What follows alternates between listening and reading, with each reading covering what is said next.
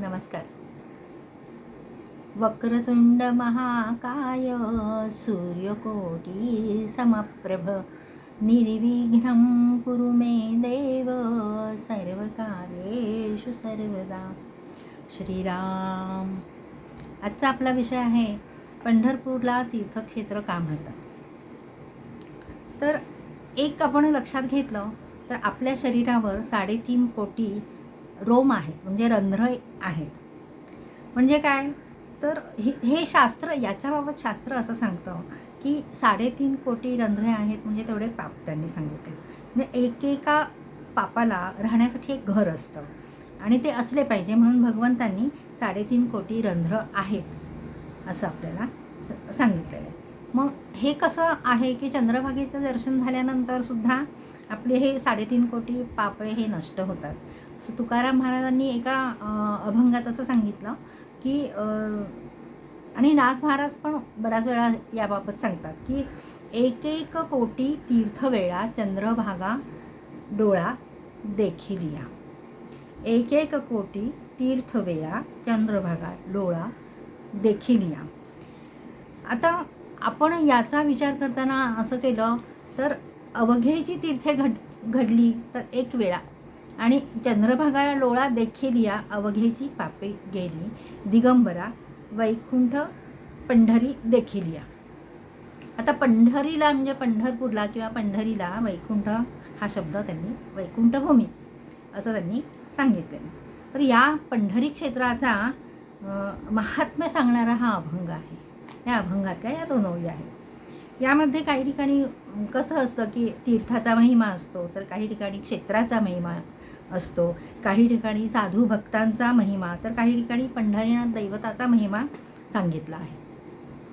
तर हे पाहताना आपण या चारही जणांचा एकत्रित वर्णन करणारा हा असा अभंग आहे. त्यानुसार विचार करताना याचं जर आपल्याला चिंतन करायचं झालं तर पंढरी तीर्थक्षेत्र म्हणजे काय. आता तीर्थक्षेत्र कशाला म्हणतात आपण विचार केला तर या तीर्थक्षेत्रामध्ये 2 शब्द आहेत. कसं तर एक तीर्थ व क्षेत्र हे 2 शब्द आहेत, म्हणजे तीर्थक्षेत्र. आता तीर्थक्षेत्राचा अर्थ काय आहे तर पवित्र असा अर्थ आहे.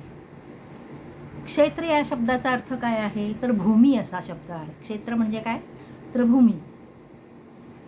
तीर्थक्षेत्र ही पवित्र भूमी आहे असा अर्थ आहे त्याचा. म्हणजे जी भूमी पवित्र आहे तिला काय म्हणतात तीर्थक्षेत्र म्हणतात, हो की नाही. तर पावित्र्य प्राप्त करून देणारे देव व संत, पावित्र्य प्राप्त करून देणारे देव व संत यांच्याशिवाय पावित्र्य कोणीही देऊ शकत नाही. हे मात्र सत्य आणि खरं आहे.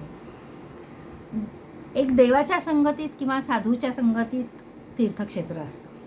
असा हा तीर्थक्षेत्राचा त्यांनी महिमा किंवा त्या शब्दाचा अर्थ आपल्याला सांगितला. आता आळंदी हे तीर्थक्षेत्र कसं आहे ते आपण बघूयात. आळंदी तीर्थक्षेत्र कसं आहे आणि पंढरी हे तीर्थक्षेत्र कसं आहे. तर याचा जर आपण विचार केला तर आळंदी आणि पंढरी या दोन्हीचं तीर्थक्षेत्राचं महत्त्व हे वेगवेगळं आहे. आता देवाच्या संबंधाने जर विचार केला तर तर तीर्थक्षेत्र विचार केला तर पंढरी हे तीर्थाचे साधूच्या सहवासातील तीर्थक्षेत्र म्हणून आळंदी हे तीर्थक्षेत्र आहे.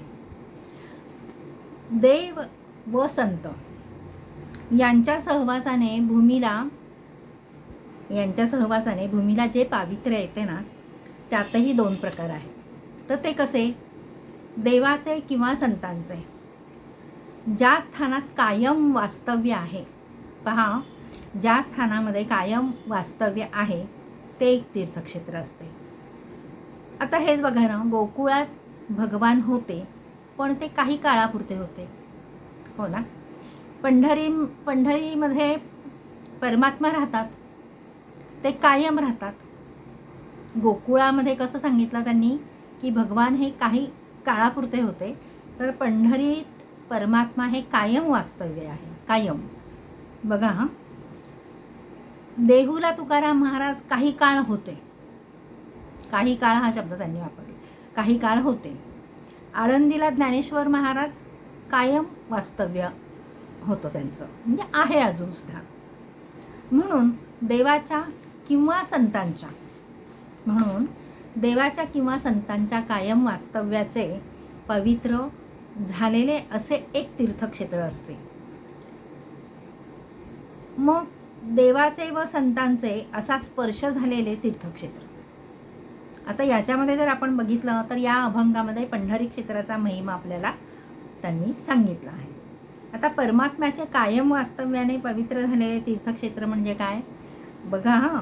परमात्म्याचे कायम वास्तव्याने पवित्र झालेले तीर्थक्षेत्र म्हणजे पंढरी क्षेत्र, हो की नाही. तर पुंडलिकाला दर्शन देण्याकरता परमात्मा पंढरपूरला आले. दर्शन देऊन परमात्मा निघून गेले नाहीत.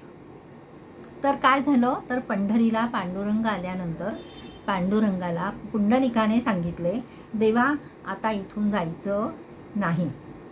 नच जावे देवा माझे गावातुनी, मागतो प्रार्थना ही एक. मग भगवंताला किंवा पांडुरंगाला एक प्रार्थना केली पुंडलिकाने की देवा आता माझ्या इथून तुम्ही जाऊ नकात आणि तुम्ही इथेच कायमचं वास्तव्य करा. असे हे परमात्मा, देवा माझ्या गावातून कुठेही जायचं नाही, ही प्रार्थना त्यांनी केली. आणि त्या क्षेत्रामध्ये पंढरीमध्ये त्या क्षेत्रात कायमचा रहिवास करायचा आहे असं पुंडलिकाने सांगितलं. आणि परमात्म्याने ते ऐकलं, वरदान दिलं की या क्षेत्रात मी कायम राहतो. असं सांगितल्यानंतर परमात्मा भगवंत पांडुरंग तिथे त्यांनी कायमचं वास्तव्य केलं. आता ते सुचवण्याकरता काय झालं, तर भगवंताने पाय जोडले आहेत. आता पाय जोडले आहेत म्हणजे काय, तर पाय एकमेकांच्या शेजारी अगदी चिकटून असे आहेत ते स्पर्श करून. मग हे सुचवण्याकरता ते जोडले आहेत, कारण पाय जोडलेल्या माणसाला चालता येत नाही. म्हणजे पंढरीनाथ पांडुरंग हे पुढे जाऊ शकत नाहीत, चालू शकत नाहीत, कारण तिथे त्यांनी कायमचं वास्तव्य केलं. देवाने कायम वास्तव्य केलं हे सूचित केलं की ते दोन्ही पाय मी एकमेकांना चिकटून मी उभा आहे, तर मी काही जाऊ शकत नाही. पंढरीनाथ हे तीर्थक्षेत्र प्राप्त होण्याकरता त्या भूमीत काय काय लागतं बाबा हे आपण बघूया. काय लागतं ते तीर्थक्षेत्र प्राप्त होण्याकरता काय काय लागतं त्या भूमीमध्ये, तर एक म्हणजे वेदाने सांगितलेला एक देव पाहिजे. कसं, तर वेदाने सांगितलेला एक देव पाहिजे. दुसरं म्हणजे स्नानासाठी एक तीर्थ दिले हवे तिथे. आणि तिसरं म्हणजे साधू संतांनी त्या तीर्थक्षेत्राचा महिमा वर्णन केलेला असावा. या तिन्ही गोष्टींचा जर विचार केला तर पंढरीला तीर्थक्षेत्र का म्हणतात. पांडुरंग नावाचा देव आहे. विष्णू व पांडुरंग एकच. श्रीकृष्ण परमात्मा पंढरपूरला पांडुरंगाच्या रूपात विराजमान झाले.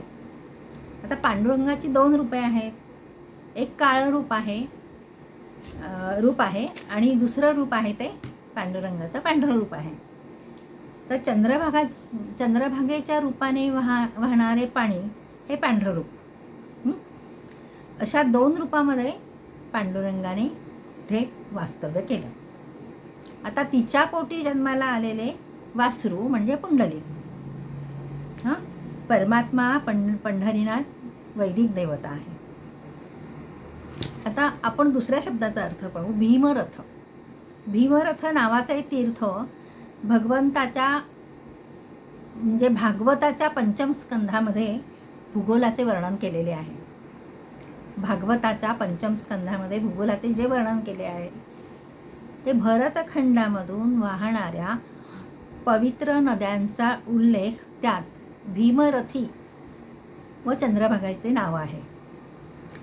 भागवतात भीमरथी म्हणून उल्लेख आहे बघा. म्हणजे तेव्हापासून आपण जर विचार केला तर या नदीचं जी पंढरपूरला जी भीमेच्या तिरी म्हणतो आपण, तर ते भीमेच्या तिरी भीमरथी हे नाव भागवताच्या 5म स्कंदामध्ये आलेलं आहे, उल्लेख आहे. आता शंकराचार्यांनी काय म्हटलेलं आहे, तर तटे भीमरथ्या असे म्हटलेले आहे. तर भीमरथी हे पुराणामध्ये नाव आहे. ज्ञानेश्वर महाराज, तुकाराम महाराज, नाथ महाराज यांनी पंढरीचा महिमा यात्रा करून गायला आहे, वर्णन केलेला आहे. तो पंढरी म्हणजे काय आहे, दैवत म्हणजे काय आहे, पांडुरंगाचं वर्णन केलेलं आहे, तिथल्या तीर्थक्षेत्राचं वर्णन केलेलं आहे. आणि सर्व साधू संतांनी तीर्थक्षेत्रावर जाऊन ते दर्शन घेतलेलं आहे. एवढं वर्णन करून अनुभवाने ते दर्शन घेतलं आणि त्या तीर्थाचं संतांनी सुद्धा वर्णन केलं आहे. म्हणजे किती महत्त्व आहे त्याला. चंद्रभागेचा महिमा पहिल्या चरणात सांगितला त्यांनी आपला. अवघेची तीर्थे घडली एक वेळा. म्हणजे जरी एक वेळा तीर्थ घडलं तरी त्याचं आपल्याला पुण्य भरपूर मिळतं. चंद्रभागेचा तुम्ही एकदाच दर्शन घ्या तर सगळी तीर्थ, जगातली तीर्थ आपल्याला घडल्याची फलश्रुती आपल्याला मिळते. मग आपण कुठलीही म्हणजे तीर्थक्षेत्राचं दर्शन घेतलं तरी सगळ्या तीर्थांचं आपल्याला दर्शन होतं. म्हणजे इतका त्यांनी तीर्थक्षेत्राचं महिमा असं त्यांनी वर्णन केलेलं आहे. तर जगातील सर्व तीर्थे म्हणजे 3.5 कोटी तीर्थे आहेत. आता काही तीर्थे आपल्याला शास्त्राने असं उत्तर दिलं आहे की आता मनुष्याच्या शरीरावर रोमांची जी संख्या आहे 3.5 कोटी अशी संख्या आहे. तर क्षेत्राचा उद्गम हा शरीराच्या एका ठिकाणातून झाला आहे. त्याचं त्यांनी वर्णन केलेलं आहे की आपल्या शरीरावर जी रंध्र आहेत, रंध्र म्हणजे जे काही केस आहेत त्याचं ते 3.5 कोटीचा असा उल्लेख केलेला आहे. आणि त्याचा उद्गम हा शरीराच्या एका ठिकाणातून झालेला आहे. एका रंध्रातून रोम आलेला आहे. बघा किती वर्णन करताना सुद्धा त्यांनी कसं ते वर्णन केलेलं आहे बघा. आणि असा आपण विचार केला तर भगवंताचं ते एक प्रकारचं छिद्रच आहे असं म्हणायला काय हरकत आहे. तर आहे तीर्थाचे स्नान करावयाचे असेल तर तुम्ही काय करा, समुद्र स्नान करा. आता तुम्हाला तुम्हाला जर कोणी सांगितलं समुद्र स्नान करा तर तुम्ही समुद्रात जाल का? नाही. अलीकडे जेव्हा पाणी येईल तेव्हा स्नानाचं आपल्याला स्नान आपोआप ते घडलं जातं. तर एका समुद्रात 3.5 कोटी स्नानाचे फल प्राप्त होते. म्हणजे समुद्र स्नान केल्यानंतर आपल्याला काय फल प्राप्त होतं तर 3.5 कोटी तीर्थाचं आपल्याला फल प्राप्त होतं. चंद्रभागा डोळा देखील या म्हणजे काय तर चंद्रभागेचे दर्शन घेतलं, त्या तीर्थक्षेत्राचं जरी आपण दर्शन घेतलं तरी आपल्याला 3.5 कोटी तीर्थाचं फळ प्राप्त होतं. आता विचार करा किती छान सांगितलं. म्हणजे तुम्हाला कुठे जायची आवश्यकताच नाही आणि तुम्ही चंद्रभागेचं जरी दर्शन घेतलं तरी तुम्हाला ते 3.5 कोटी तीर्थाचं दर्शन मिळाल्यासारखं होतं. आता पंढरीच्या भूमीचं दर्शन घेतल्यानंतर आपली तिन्ही तापं निघून जातात. ती कुठली तर कायिक, वाचिक आणि मानसिक, हो की नाही. तर हे 3 प्रकार आहेत ते निघून जातात. विकाररूपी, कारणरूपी जे काही पाप असेल तेही आपलं निघून जातं. म्हणून पुंडलिकाच्या दर्शनाने संतांचे दर्शन होते, हो ना. पुंडलिकांच्या दर्शनाने सर्व संतांचे दर्शन होते. जसं आपण म्हणतो की चंद्रभागा तीर्थक्षेत्राचं दर्शन घेतल्यानंतर आपल्याला 3.5 कोटी तीर्थाचं दर्शन घेतल्याचं फल प्राप्त होतं. तसं त्यांनी सांगितलं तुम्ही पुंडलिकाचं दर्शन घ्या, तुम्हाला त्यांच्या दर्शनाने संतांचं दर्शन हो.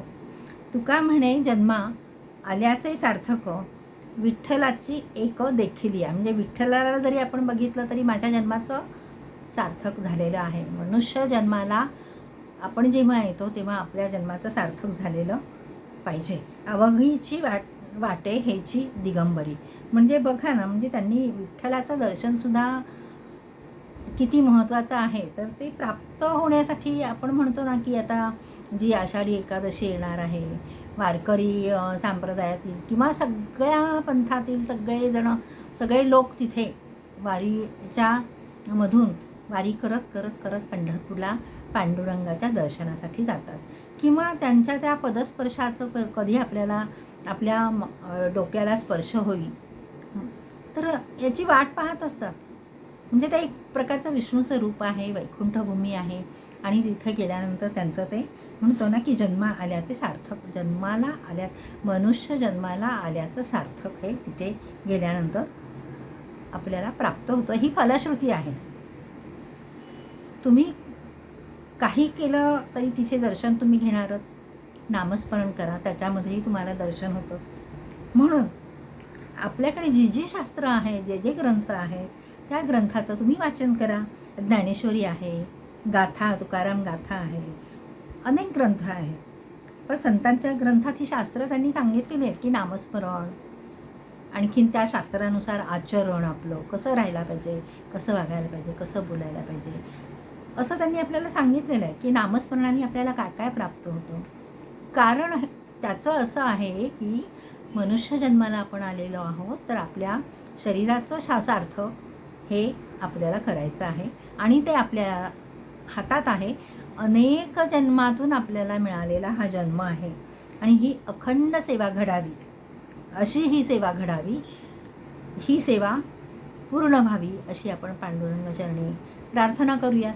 आणि अशा प्रकारे पांडुरंगसुद्धा सगळ्यांना सद्बुद्धी देतो किंवा त्यांचं दर्शन व्हावं.